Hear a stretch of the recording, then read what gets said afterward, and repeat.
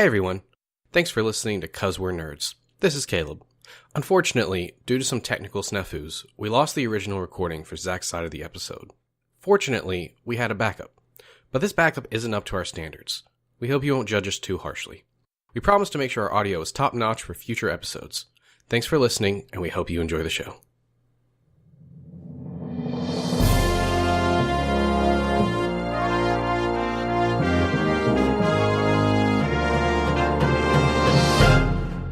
Welcome to 'Cause We're Nerds, the podcast that covers trends and new releases from comics to movies, video games, board games, and much more. I'm your host, Zach, and with me is my co-host and cousin, Caleb. Hey everyone. Thanks for joining us on the road to Marvel's Infinity War, where we will be discussing each MCU movie in order, all leading up to Marvel's Infinity War movie releasing this May.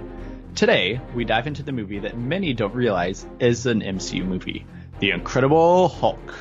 How does this Hulk compare to the train wreck in 2003 or to the first Avengers? Was Edward Norton the best Bruce Banner? And why was this not the ultimate goal of both Norton and the director in the final cut of the movie that we see? Find out the answers to these questions and much more on 'Cause We're Nerds, Road to Marvel's Infinity War.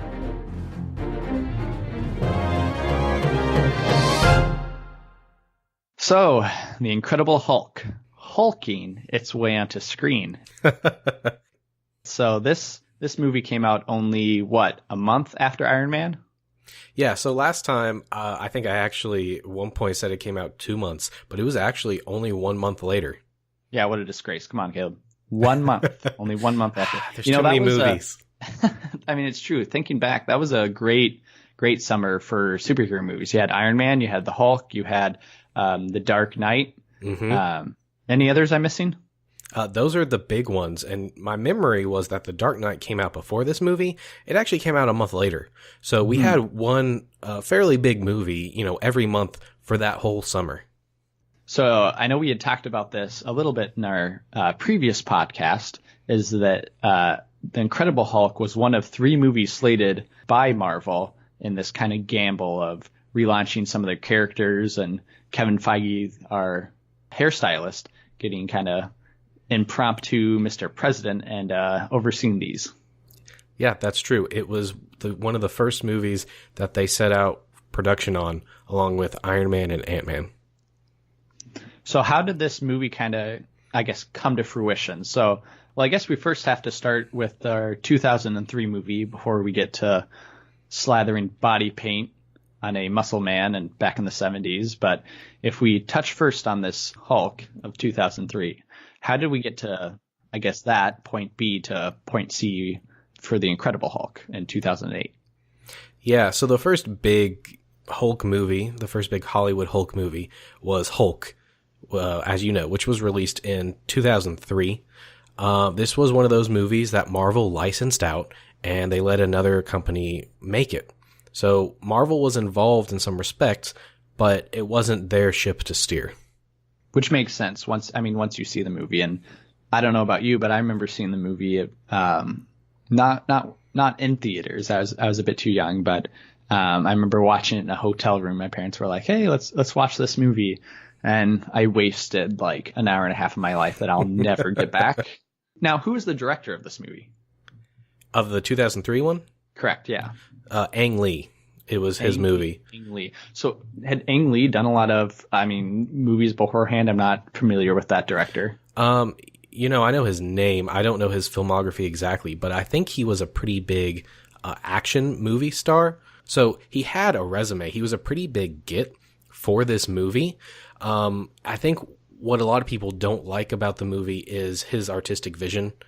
He's more of a filmmaker and not a comic book enthusiast, which by no means is a bad thing. I think that can actually make better movies. For sure. But I think that what he did with the movie was more artsy than what people wanted. Yeah.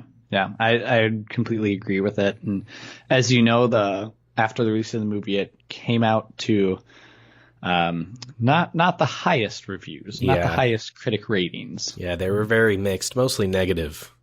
Yeah, commercially wise too, it didn't gross what I guess the company was hoping for as well.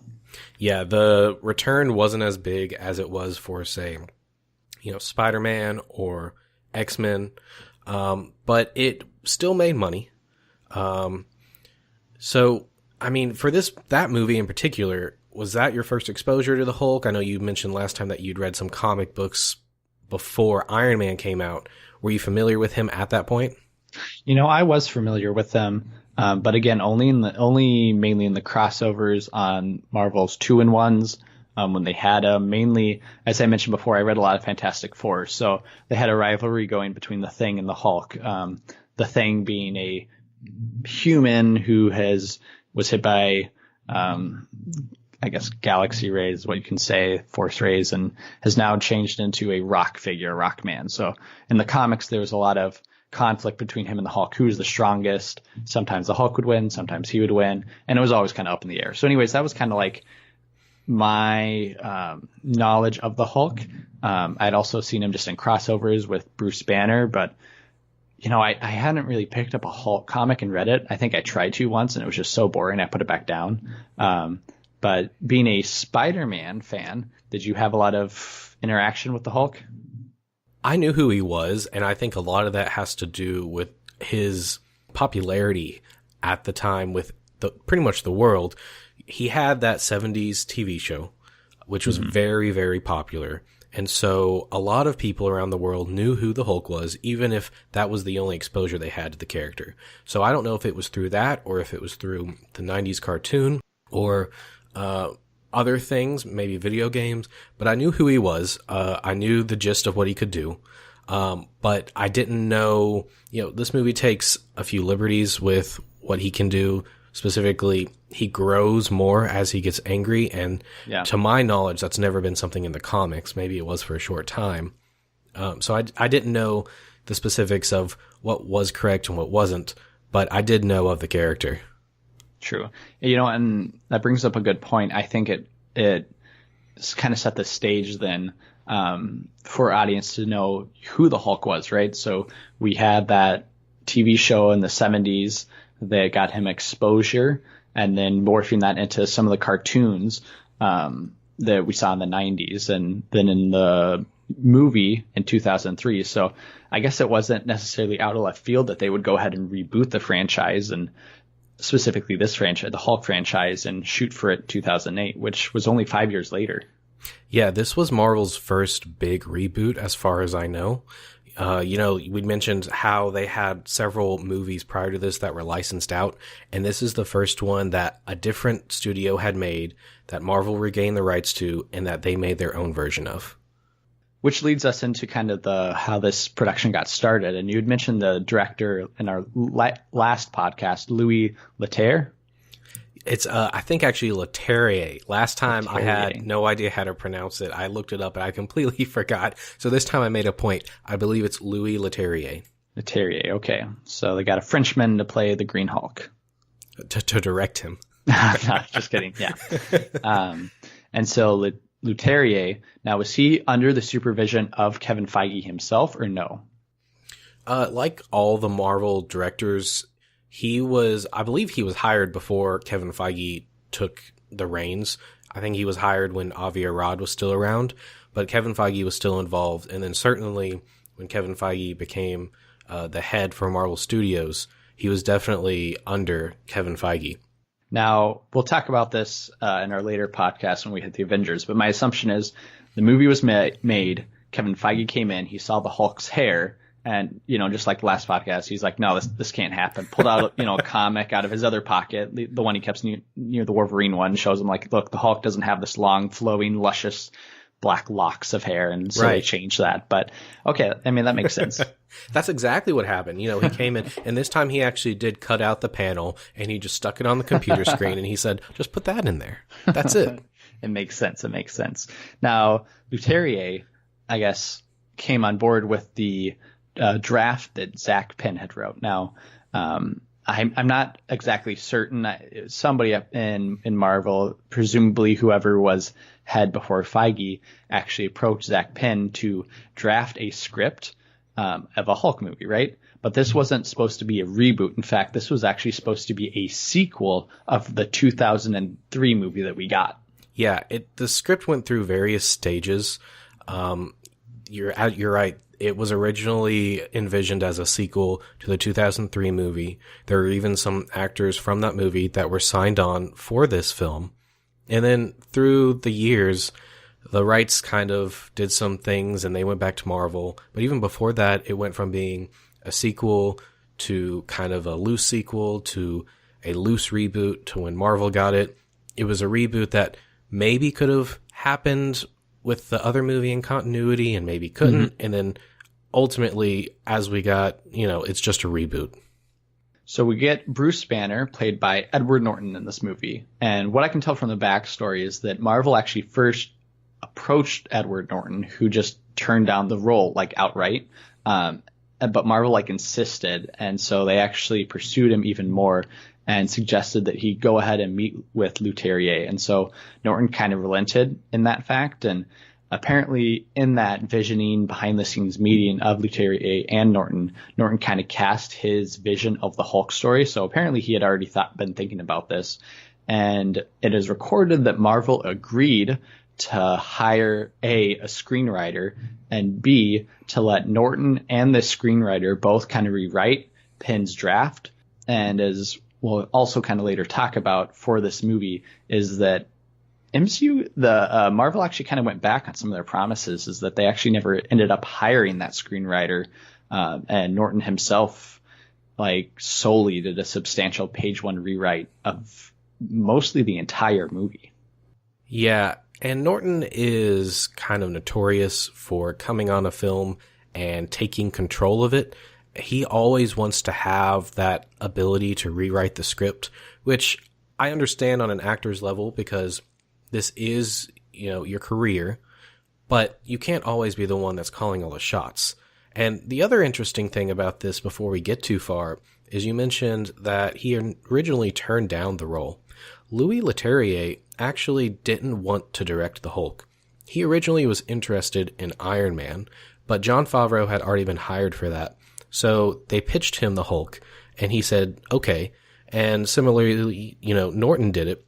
And so this movie is kind of being made by two people who originally didn't want to make the movie, which I think is really interesting.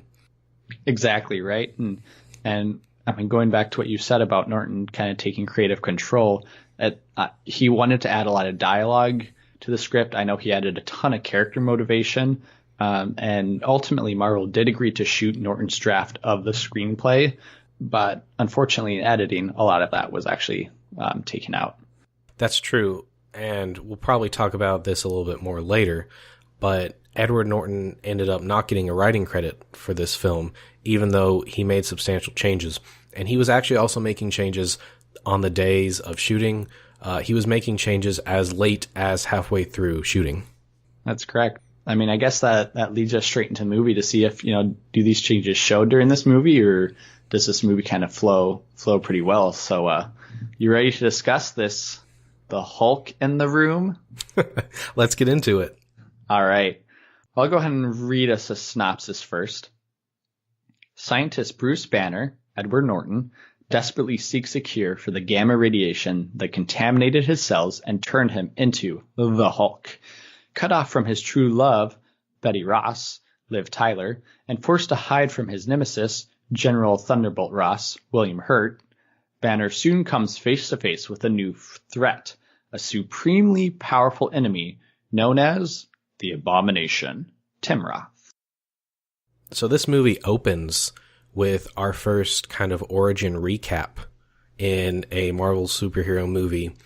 I guess apart from Blade 2, which pretty much recapped the entire first movie. But this one recaps specifically his origin and not another movie. What did you think about this? I actually really liked this. My concern I remember going into this movie was that it was just going to rehash basically the 2003 movie with his origin, but it didn't. And I was pleasantly surprised that within the first 3 minutes, you knew kind of the origin of Bruce Banner simply through the credit scroll at the beginning of the movie. I know some of Marvel's movies have gone that route, for instance, if we just look at Spider-Man Homecoming, right? So he has his powers already. It doesn't go into how he gets them. And so I thought that was a pretty smart move by Leterrier or Norton, or kind of, as we talk about it, whoever wrote that part of the movie, to have the movie head in that direction and kind of skip over, spending 20, 30, 40 minutes on his origin story. What about you? Yeah, I think this was really smart and really clever. I remember this being at the beginning of the movie, but I didn't remember how much information is actually packed in here. His entire origin, his motivations are all in this opening, which is only 3 or 4 minutes long. And there's also some Easter eggs in here. We see a Stark Industries logo. We see a S.H.I.E.L.D. logo, I think, at one point. We see Nick Fury's name. And I'm curious if those were added after Iron Man's success.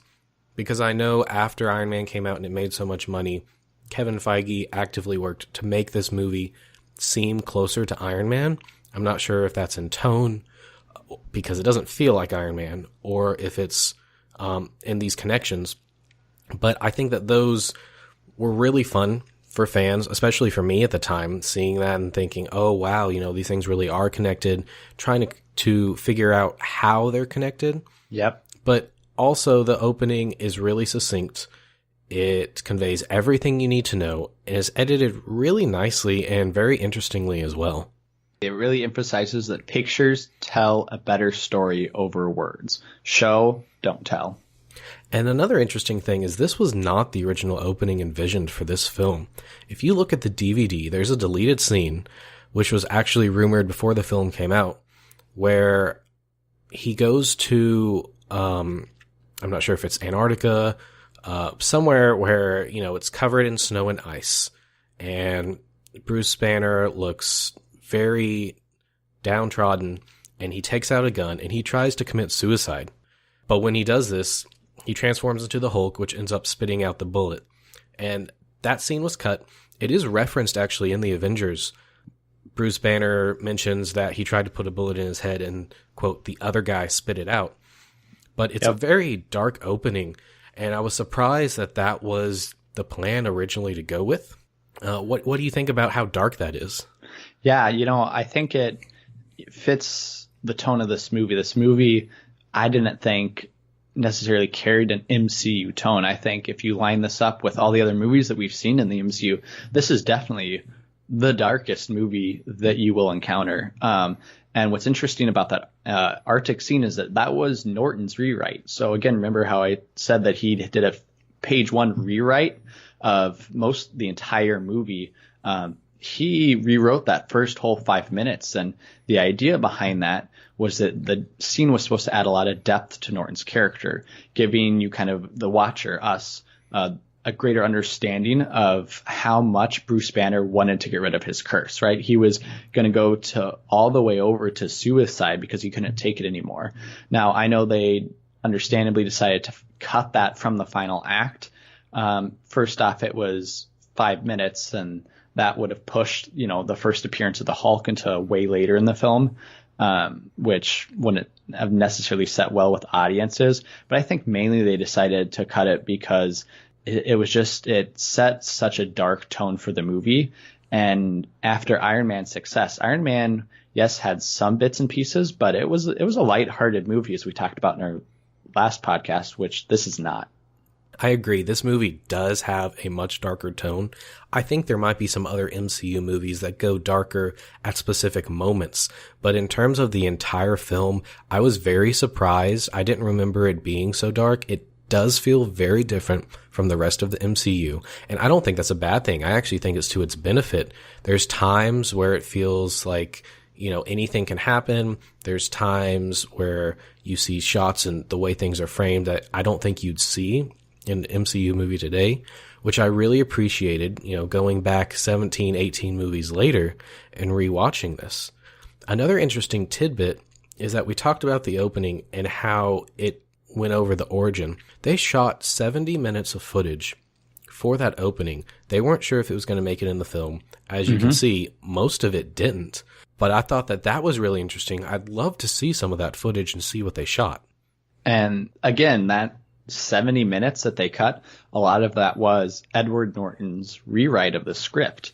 I mean, even bringing it back to the moment in the Arctic that they decided to cut, one of the other reasons they decided to cut it was because it undermines kind of this moment where Bruce Banner jumps out of the helicopter and you're like, oh, he's going to turn into the Hulk. And midway through, and this is kind of jumping towards the ends, but, midway through, he opens his eyes and he's not turning. And as a viewer, you're going, oh, no, he's not going to turn to Hulk. He's going to hit the ground and die. And it takes away that whole suspense, because if he's already tried to shoot himself, that there's no suspense there. He's going to hit the ground and turn into the Hulk. And interestingly enough, that scene was not written by Norton. The helicopter scene was written by Penn, and Marvel decided to keep what Penn had wrote above what Norton was writing. Yeah, there's that scene, and there's one other scene specifically, I don't remember which one, that was also written by Penn, that was kept from one of those original drafts when it was supposed to be a sequel. That wasn't the only scene also cut from this movie. We should have gotten some flashback sequences that if you actually watch the trailer, you'll see some of them. Specifically, I'm talking about when Bruce Banner has a sit-down conversation with the one and only Doc Samson, which, if you're familiar with the comics at all, is himself a superhero. And that storyline was also kind of nixed and cut, even though Norton had added it in to add some more backstory and character development for Bruce Banner. Ultimately, through the editing process, again, they decided to kind of cut that scene and go more with the Penn script versus the Norton script. Yeah, and that's all very interesting. Let's go ahead and jump into the really start of the movie. We find Bruce Banner, and he's living in South America, in Brazil. Yep. And this is kind of an idea that carries over from that 2003 film. That film ended with him in South America, we don't know specifically where, kind of hiding. And even though this is a reboot, they pick up with that idea here, and he's kind of been on the run, and he's trying to find a cure for himself. He doesn't want the Hulk inside of him. Yeah, and what we kind of find out is that he's contacting some type of informant, some type of person. We don't really know who. All we know is this person's name is Mr. Blue. Which is interesting. When we do finally meet that character later in the film, I noticed he's wearing blue clothes. And Bruce Banner is referred to as Mr. Green, and he's wearing green clothes at that point. And this also might be a little nod to Reservoir Dogs. If you've ever seen that film, the characters are named after colors. Yeah, I thought that was a good little nod to that movie. Now, what's interesting is that you kind of have this little moment in the factory that Bruce Banner is kind of fixing the wiring on the machine. He gets cut, his blood drops, right? And so he stops. Mm-hmm.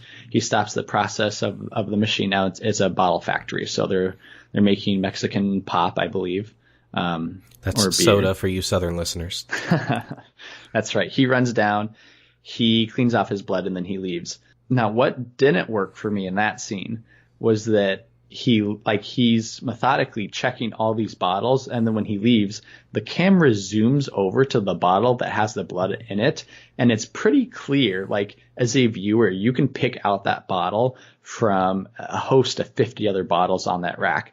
Now, obviously, it's done in such a way that it's easy for you to pick out, but I was like, come on, Bruce Banner, you're supposed to be one of the smartest people in the world, and you cannot see blood on a bottle. Yeah, and I've had that issue on previous viewings. One thing I noticed this time is when he cuts his finger, the blood goes and it drops and it goes down through the grate, which, by the way, that shot took over a year to make. If my memory serves me correctly, it was one of the first things that they started working on, and it was one of the last things they actually inserted into the film. But anyway, as it's falling, that drop of blood, it's subtle, but it actually splits into two different drops. Mm. And so I think what happened is one of the drops landed where he found it. The other one landed several feet away. So it's not really where he would be looking. And that kind of solved that issue for me, because I realized it's not that it dropped and part of it hit the side of a bottle and it kept going down, or that it dropped and then it splashed a little bit and got on the bottle. But it actually separated and went to two different places. And I think that really helps explain that issue a little bit better, but I wish that it would have been a little bit more explicit with that explanation. Yeah, I would agree. I mean, and from that, we kind of get our first, I'd say one of the first jokes in the movie, right? And even though this movie is rather dark, I thought it actually did carry some humor that I really appreciated. And I thought that most, if not all, the jokes actually landed extremely well. And obviously, the first one I'm talking about is also our Stan Lee cameo of the movie, where he reaches in, grabs a pop. And it's a rather long cameo. I would say it's probably one of the longest ones. He drinks it, does his little, and then drops the bottle.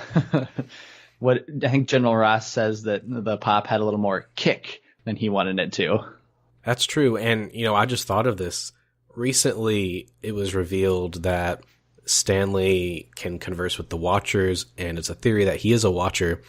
If this actually killed him, how does that fit in with that theory, and what does that mean?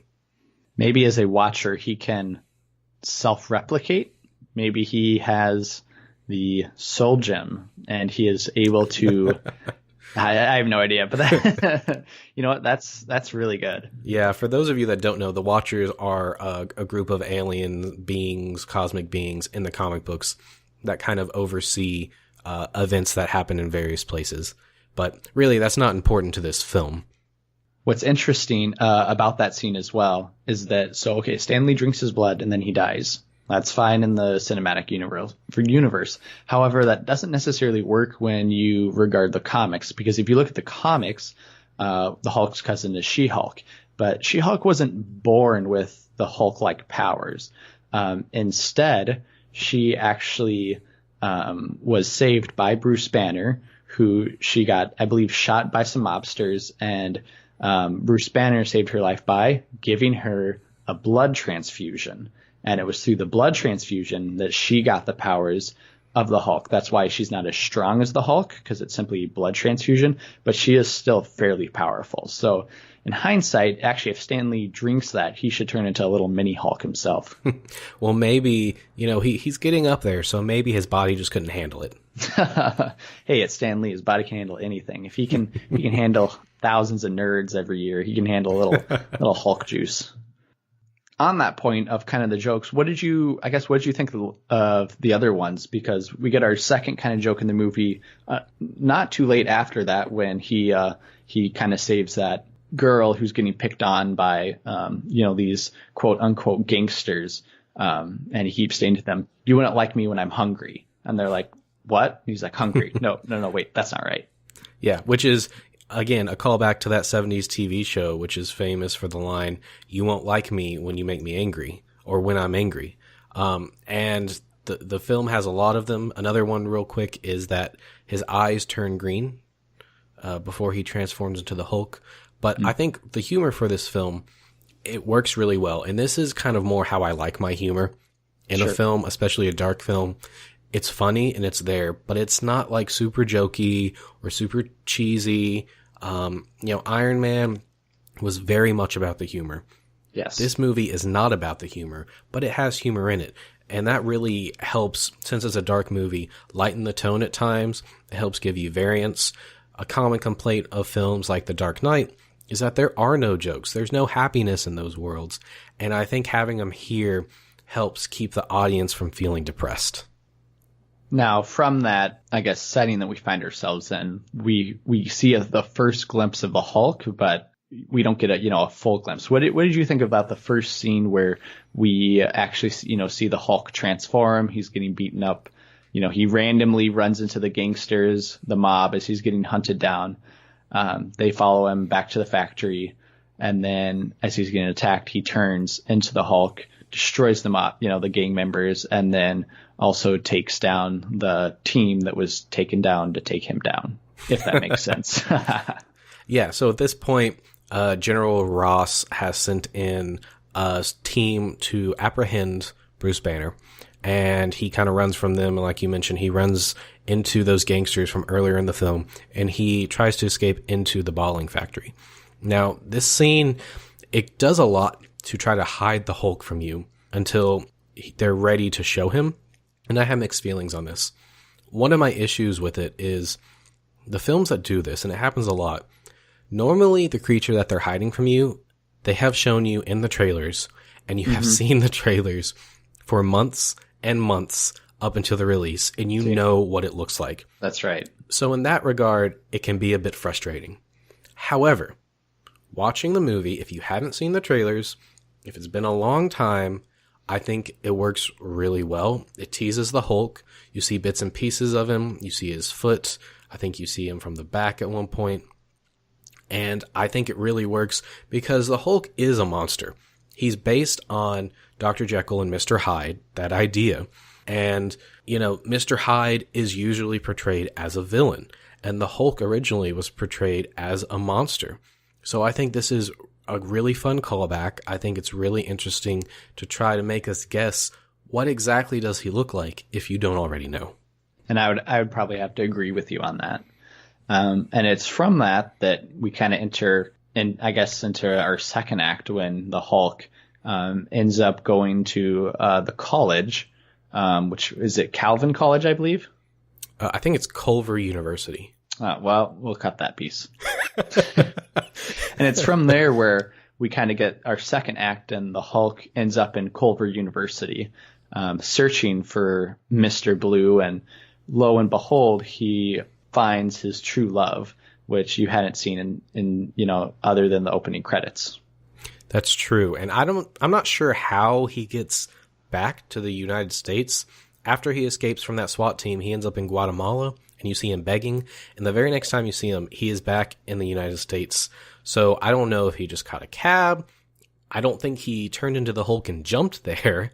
No, that wasn't, I would agree. That wasn't really well explained. It would have worked perfectly if they had just had him, awaken on the United, like, oh, look, he's in Utah or some, Arizona, obviously, but they didn't, and whatever. I kind of wonder if there's a cut scene there to explain it.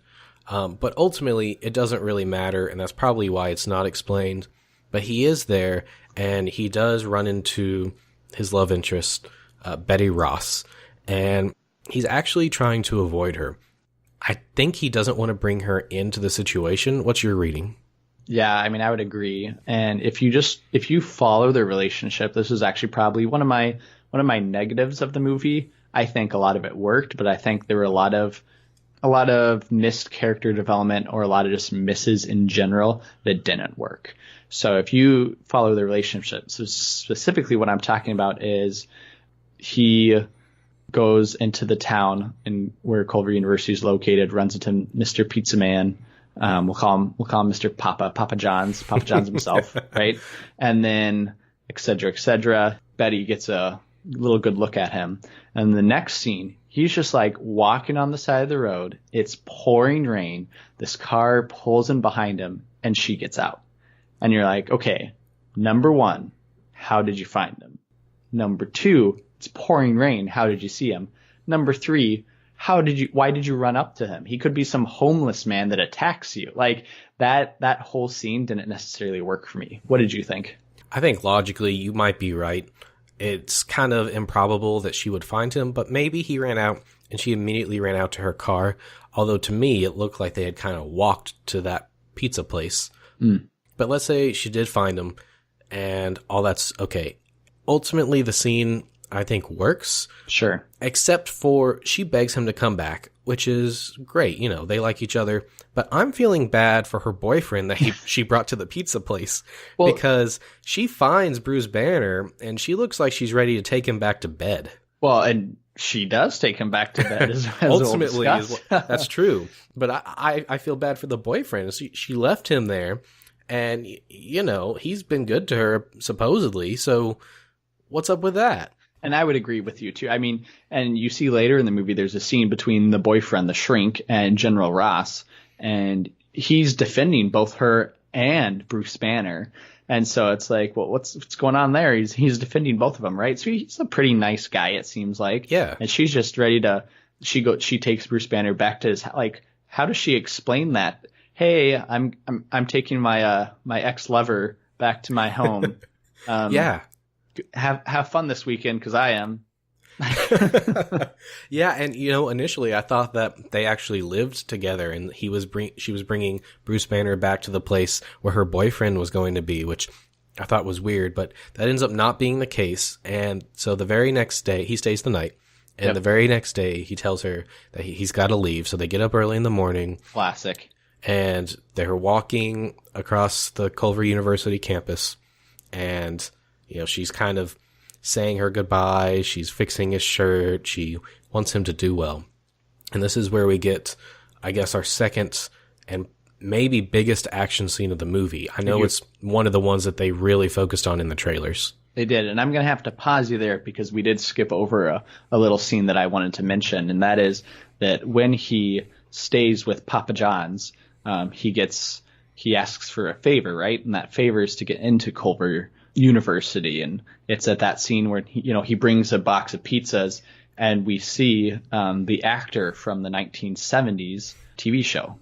Yeah, Lou Ferrigno. Mm-hmm. Back in the 70s, you had two actors portraying the Hulk. You had Bill Bixby portraying not Bruce Banner, but David Banner, because they thought that having two names that start with B was a little odd, so they changed his name. So you had Bill Bixby playing David Banner, and you had Lou Ferrigno, the big, massive bodybuilder, who they painted green, playing the Hulk. Exactly, right? And so he makes a little cameo. I thought that was a great nod to him. I also wanted to mention, I don't know if you caught this, so he gets into the computer lab trying to, which is that flashback. I think this ties in really well to that opening crawl, is you get a flashback and you go, okay, that was the laboratory that he turned into the Hulk where they did his experiments. Mm-hmm. So he tries to pull up the files, right, to retain them. Why they would still be in a database at a university, no idea. But he still tries to do it anyways. And as he's logging into the computer, Norton Antivirus pops up. I did notice that. That gave me a little chuckle. That was probably a screen rewrite of Norton's that they actually left in. Well, it might have been that, but it was probably a product tie-in. A lot of these movies make deals with companies to put their product in the film so that they can get some money. They did it last time with Burger King, was in Iron Man. I think Dr. Pepper might have been in there as well. This time, maybe it's Norton Antivirus, because that's a real product. No, I know it is. And I thought that was a pretty funny way to do that. And so we find ourselves, as you said, back on, I guess, the quad of the university, or at least a field around the university, the college. And here rolls up General Ross and his Goonies, and they're ready to take down the Hulk. Now, at this point, there's kind of this side story going on with the villain, who has now been powered up. Yes, so there's really two villains in this movie. The first one being General Ross, who we haven't mentioned. His motivation is that he wants to use the Hulk as a weapon. He wants to capture it and create more and use it for the military. The other villain is this character that General Ross has brought in. He was one of the soldiers at that first confrontation in the bottling factory where he was trying to take down the Hulk. He survived, and he had a talk with General Ross, and General Ross basically gives him a serum to help power him up. Now, for a little side tidbit, the serum that he gives him, he mentions, is from a super soldier program from World War II. That's actually the same program that ends up creating Captain America, which we'll see in his movie. But he injects this serum into the soldier, whose name is Emil Blonsky. Mm-hmm. And at this point, he's kind of powered up. He's stronger. He's faster. He doesn't look very good. He looks kind of sweaty, but he's still very much human. And what's interesting to note as well is that when General Ross is going to get that serum, is on the cover you see, I believe it mentions something to the fact of that super soldier serum, or a replicant, which is how the Hulk was created in this universe. In this universe, they were experimenting with the gamma radiation to replicate the super soldier serum. It's the same motivation. General Ross was trying to create super soldiers using Bruce Banner. That failed. He's trying to create super soldiers using his own stuff. That's pretty much his motivation through this entire movie. Exactly. And this, again, going back to the comics, the origin story for the Hulk isn't quite tied into Captain America. More so, it's set in that time period where they're experimenting with a gamma bomb. It goes off. He jumps into a ditch and gets radiated. So with this encounter, what did you think? Do you think it worked or not? So I think that this is probably the best action scene in the movie. Sure. We get another one at the end, but this one I think has more stakes. You've got Bruce Banner there. You've got his love interest there. You've got General Ross there, which is revealed in this scene. General Ross is his love interest's father. General Ross is Betty Ross's father. And that kind of adds another wrinkle to it. It's sort of hinted at before this, but they just keep calling him the General. And so it's never really stated. So you've got all three main characters there, as well as Emil, who is fighting the Hulk, which is really interesting because he's just a man. He runs up to him. He tries to run up before he's supposed to. General Ross stops him. And then he ends up going in later up against the Hulk. And this is a really intense scene. He goes up to a metal sculpture and he's on it, and the Hulk tries to punch him, and the Hulk ends up breaking off pieces, and he grabs the pieces and tries to rip Emil's legs off using them. And I think that that was very intense, especially for a Marvel movie. What did you think? Yeah, I thought as far as the action goes, I thought it was definitely one of the high points in the movie with everything going on, and the Ross definitely pulled out all the stops. So, you see he brings in the 50 cals, those didn't work. So then he brings in the cannons, and those work for a time, right?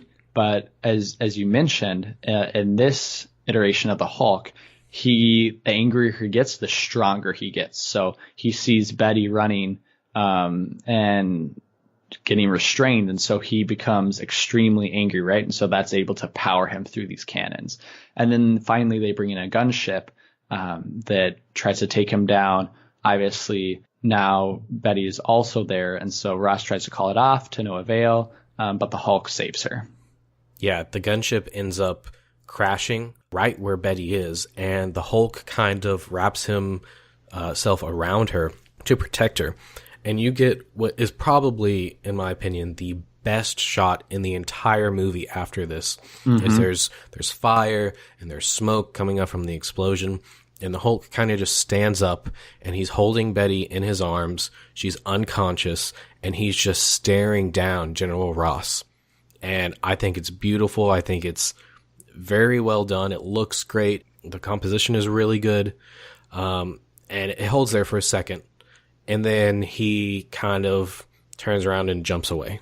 Exactly. And as I said before, I think a lot of the shots did work. What I don't think worked very well for me in that scene is that they tried to add in drama with General Ross, and it just fell flat for me. I was actually laughing at it. What I mean by that is that after every turn, after every time the Hulk was able to defeat the next level of kind of damage that they had, you would hear, General Ross shouting for some vehicle, and then magically, like that instant, the vehicle would be jumping over a bush, right? So he'd be like, get me the 50 cals. And then 250 cals, loaded on transports, jump over a bush all of a sudden. And then he's like, where are my cannons? And then the cannons come and jump over. And then finally he's like, where's my gunship? And then finally the gunship's coming in. And it's like, so instead of waiting for all military units to be ready and set, it's like they're just arriving on the scene at that point. So that didn't necessarily work.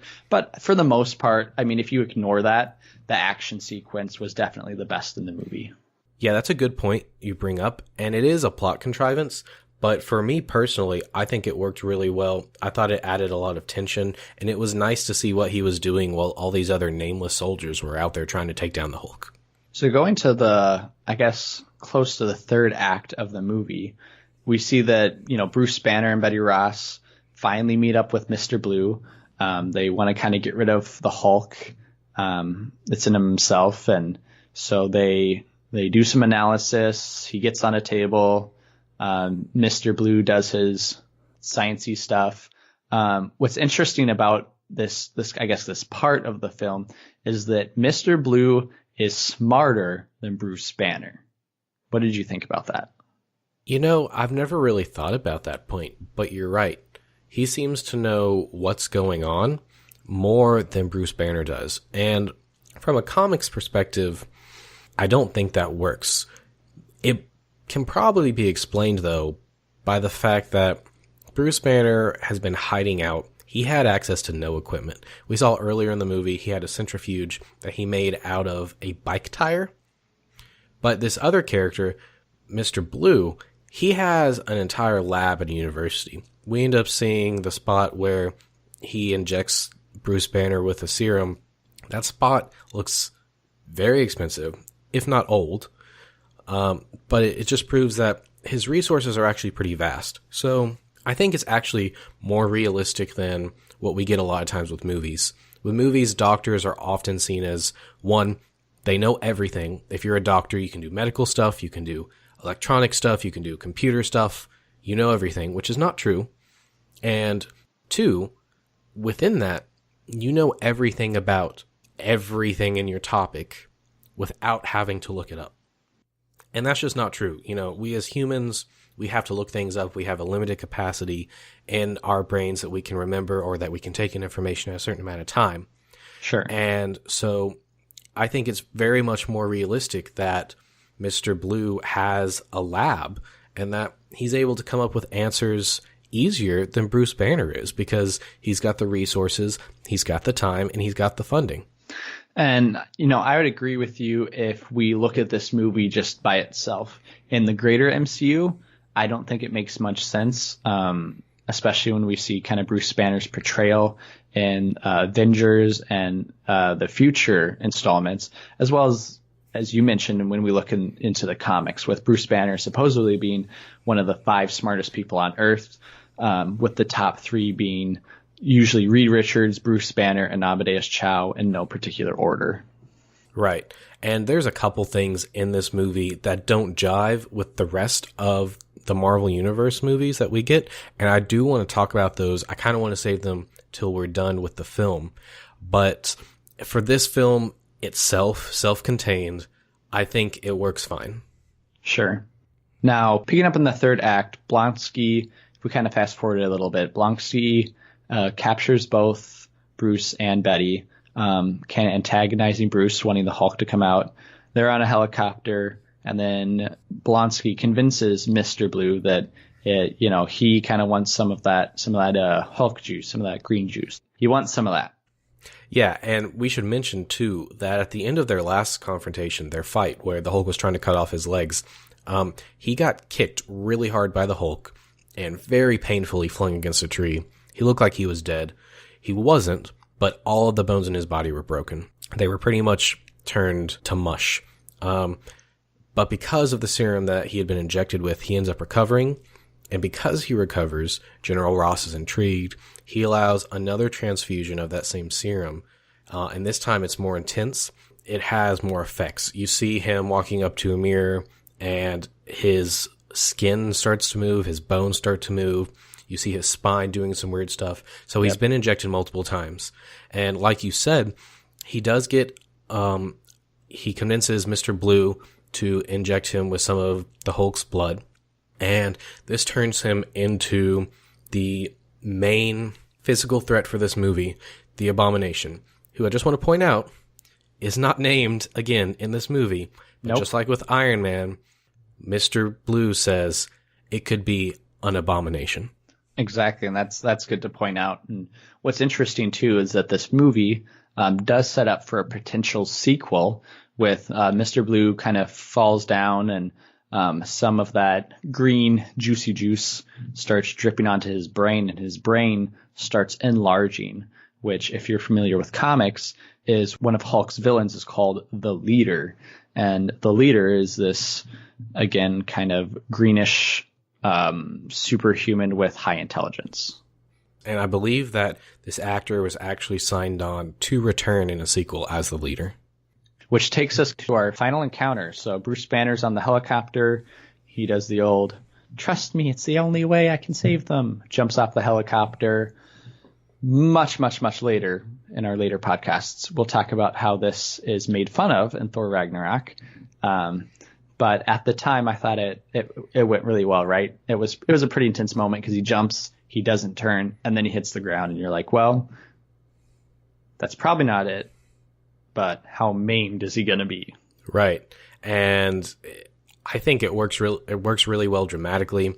I do wonder about the specifics of it because it looks like he hits the ground before he's transformed, and so he should be dead. I don't know how that works. But the whole reason he's trying to jump out of the helicopter to begin with is the Abomination has gone rogue. He's attacking the city. They're in New York at this point, Harlem specifically. And Bruce wants to go down there to stop him because, in his words, both him, Betty, and the General created the monster. That's right. So, I mean, he lands, obviously. He gets back up. You know, you saw the scene a lot in trailers where they both jump at each other with the 1-2 punch. Mm-hmm. And then they start fighting. And I just forgot how much the Abomination wrecks the Hulk in the first couple of minutes. He just demolishes him. Yeah, and I think that can be attributed to the fact that he's a soldier, and so he's had training, and so he actually knows how to do hand-to-hand combat. We see a little bit earlier in the movie that Bruce has had some kind of training in martial arts because he kind of disarms those bullies, the gangsters, fairly quickly at one point. But he does get destroyed, and they fight for a while, and they have some fisticuffs. That's true. And what's interesting to note, too, on that point that you touched on, Caleb, is that the Hulk is not Bruce Banner, but he is, right? And so when he changes, the Hulk is the Hulk. And so he acts like the Hulk. He's a different person versus the Abomination is still Blonsky, right? He can still talk. He still has all those memories. He still talks just like Blonsky. And so while he retains all his prior training, the Hulk's just a completely different person, if you will. That's true. And he might not be 100% separate. There's always a question of how much of the Hulk is the Hulk and how much of the Hulk is Bruce Banner. And that changes depending on the film you're talking about or the comic you're talking about.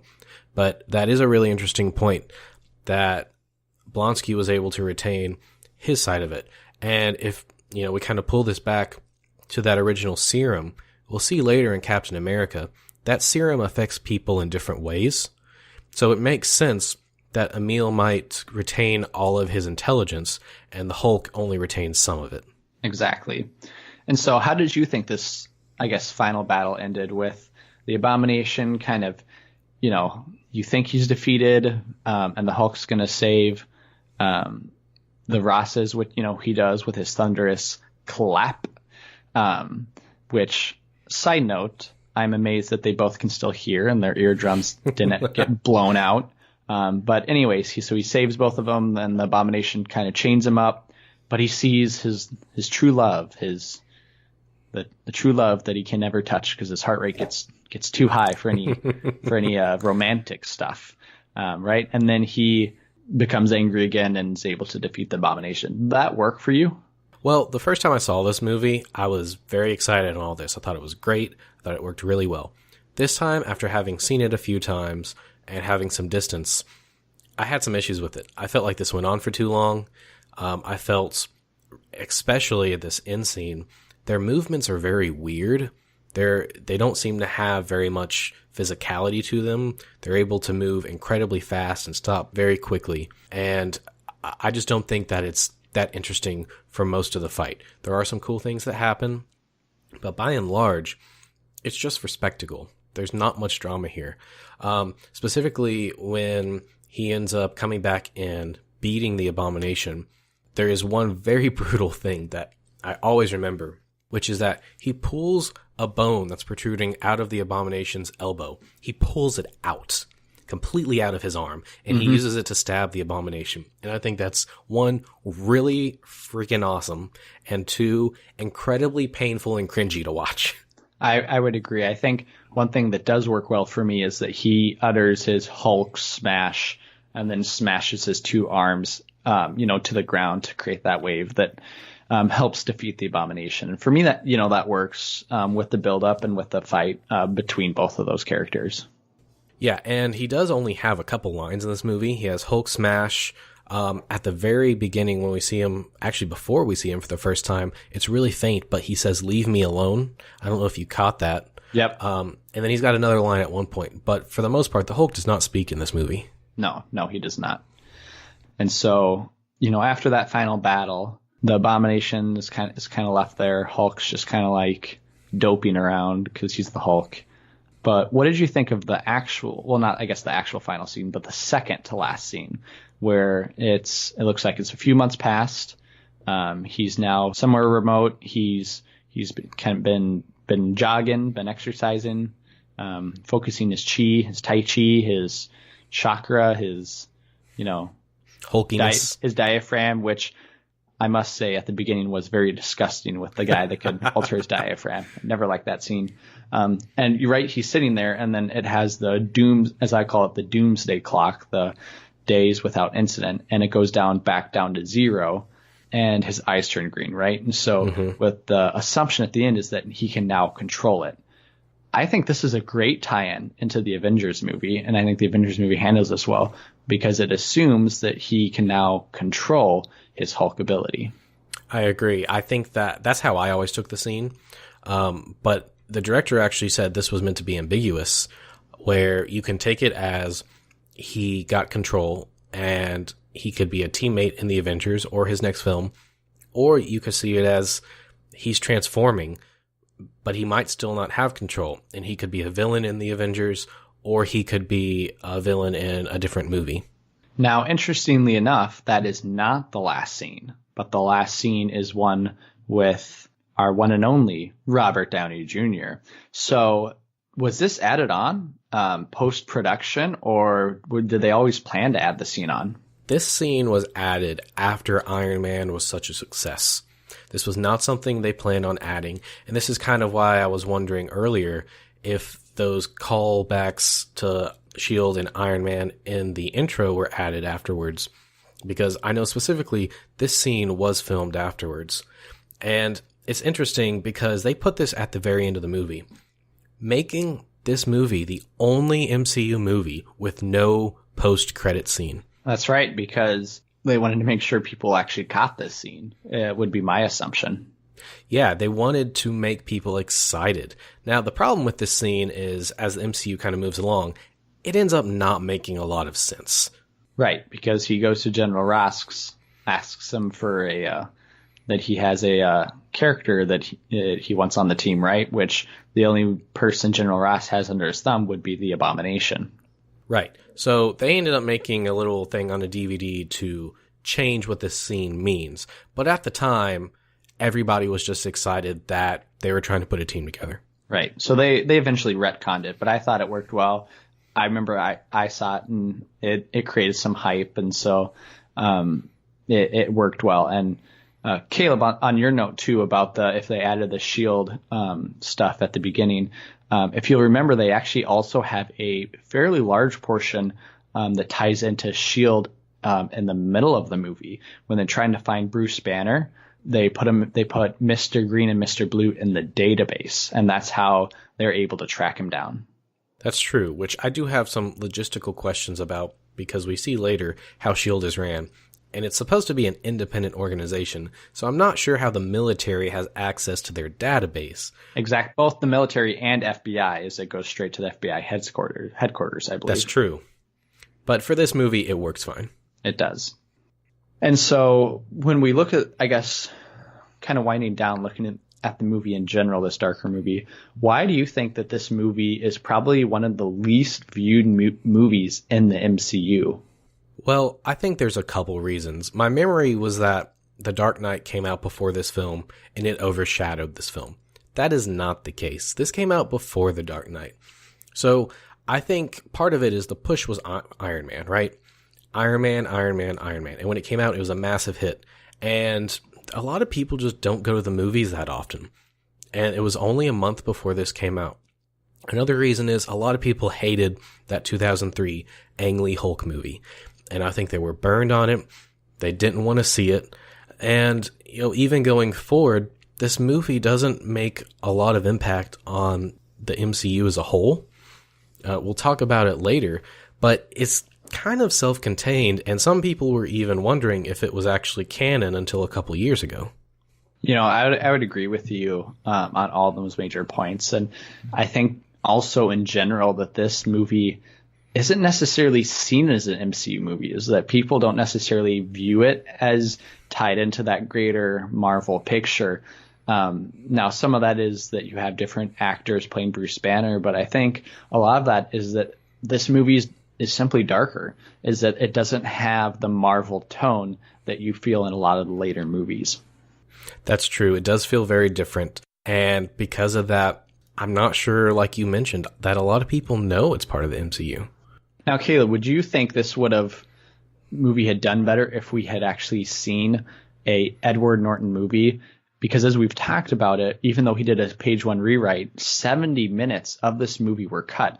In fact, him and the director both petitioned. They wanted a cut that I believe was about 2 hours, 20 minutes, 2 hours, 30 minutes. That's right. And Marvel and Kevin Feige actually put their foot down and said, no, we want a short, succinct movie. And thus we got the only hour and 52-minute movie that we got. And I guess that's what we ended up with. But do you think a Edward Norton cut would have been a better movie?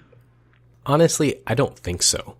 And this kind of ties into my thoughts about the movie as a whole. While it's enjoyable, and I recommend people watch it, especially if they want to see all the MCU movies, I don't think it holds up super well on repeat viewings. It's just fine. It's not great. A lot of this movie is a love story, which we didn't really talk about, between Bruce Banner and Betty Ross. And I feel that that's not super interesting the way they handle it. I think the end fight scene goes on too long. And so I think that if Edward Norton was going to make a difference, it would have been things like that would have shown through in this cut of the movie. They had time to do some very interesting things with, and they did some. But by and large, I don't think that they utilized it in the best possible way that they could have. So, no, I don't really think that we should have seen an entire Edward Norton cut of this film, but I think the stuff that he did bring probably helped make it better. Yep, and I would have to agree. Unfortunately, if you would randomly pull up IMDb, as we mentioned, and you look at who wrote The Incredible Hulk, Zach Penn is stated as having both the screenplay and the screen story for this movie. And so Edward Norton, was kind of not cast out, but he was overlooked when it came around to awarding accolades of who actually wrote the movie. Yeah, and reports said that he was not happy about this, and he was very upset about it. The Writers Guild came out and said that they look at plot and structure more than they do dialogue, and apparently dialogue was a lot of what he changed, so they didn't give him that writing credit. But, as we'll talk about later, this kind of drove a wedge between him and Marvel and caused partially the reason why Marvel ended up recasting the role of Bruce Banner for the Avengers. Which we'll talk about in a later podcast that you can check out on any of our podcasting channels. That's right. Plug it.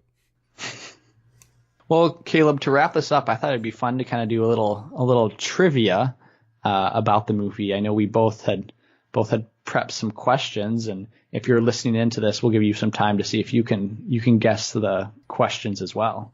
So, Caleb, why don't you start us off? All right, so mine might be a little bit more difficult because it's not actually in the movie itself. But I thought it was a really great tidbit of trivia. Well, that's cheating, but go ahead. So, before this movie was released, and even for several years afterwards, there were two other superheroes that were rumored to be in this film. Do you know who they were? I'm going to have to say Doc Samson, because I know that he was supposed to be in this film. And I'm going to go ahead and just say Iron Man, because it came out close. Okay. Neither of those are correct. Oh. So the first one is actually in that cut scene that we talked about earlier. It's Captain America. It's very faint, but if you look in that scene, the Hulk ends up smashing the ice and it all comes up. And you can see Captain America frozen in the ice, which is cool, but it would have messed up their Captain America movie later. However, the one that I really thought was interesting is for a long time, people thought that Thor was in this movie. Do you remember that? I remember hearing some rumors and reading, a couple articles about it. So, yeah. Yeah, so basically the idea is the scene where Hulk is with Betty after they've ran away from that middle fight. They're kind of under a rock formation and it's raining. It thunders and there's lightning. And in the background, you can see something fall from the sky. And forever, people were saying, that is Thor falling to the earth. Ultimately, it's not because they're not in the right location. And we didn't find that out until the Thor movie itself came out. But that was a really big theory for a long time. All right. My question for you. Go for it. When we see Stan Lee grab the pop and drink it to his death, which level is the pop at in the fridge? Is it on the top shelf, the second shelf, the third shelf, or the bottom shelf? Why would you pick such a hard question? I had to. I think it's in the middle. And incorrect. He actually picks it up from the complete bottom shelf that has about 6 other of the same pops. He could have lived a long 6 other days, and yet he chose the wrong one. Oh well. But that's good. Well, overall, to end our podcast, Caleb, where would you put The Incredible Hulk in our list of movies? Right now, we only have one sitting at the dock with Iron Man. So does The Incredible Hulk beat Iron Man, or would you put Iron Man in front of the Hulk? As I mentioned before, I think The Hulk is a completely serviceable movie, but it's just not amazing, especially on repeat viewings. So for those reasons, it's below Iron Man. So my list right now would be Iron Man number 1, The Incredible Hulk number 2. What about you? And Caleb, I would have to agree with your assessment.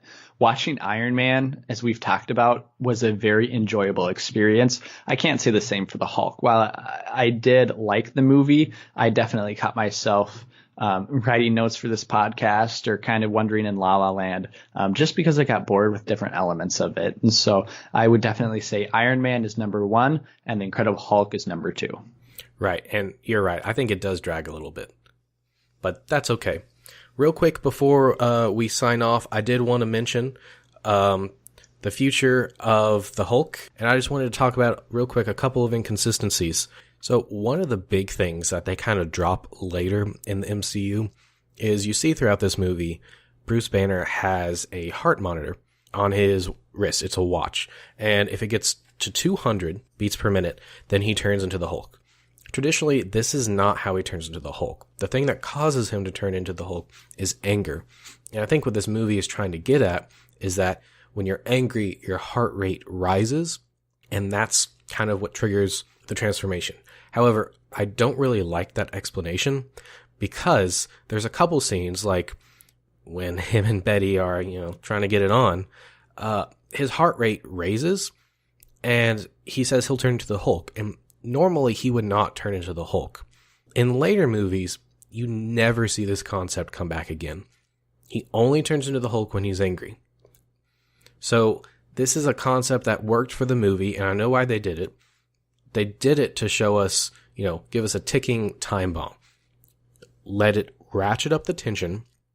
The higher that number gets, the more that we're going to feel the tension of these moments. But ultimately, they drop this, and it's just not something we see again. Another thing that they dropped, and I've never really noticed this before, is the Hulk gets hurt in this film. And I don't mean that he gets punched and he doesn't get back up. What I'm saying is he gets cut. His skin gets torn apart and ripped open. And it happens a lot. If you watch him, after that middle fight scene, when he takes Betty and they go to that rock formation, you can see the cuts and abrasions on his skin. You can also see it at the end, especially when the Abomination uses his elbow and cuts a hole in the Hulk's chest. In later movies, the Hulk is very difficult to hurt in this way. You can punch him, you can attack him, and he might not get up again, but his skin usually does not break. And I thought that was something that's really interesting, is how they dealt with that power level. And he seems to become more like the comics in the later movies, where he doesn't get hurt as easily.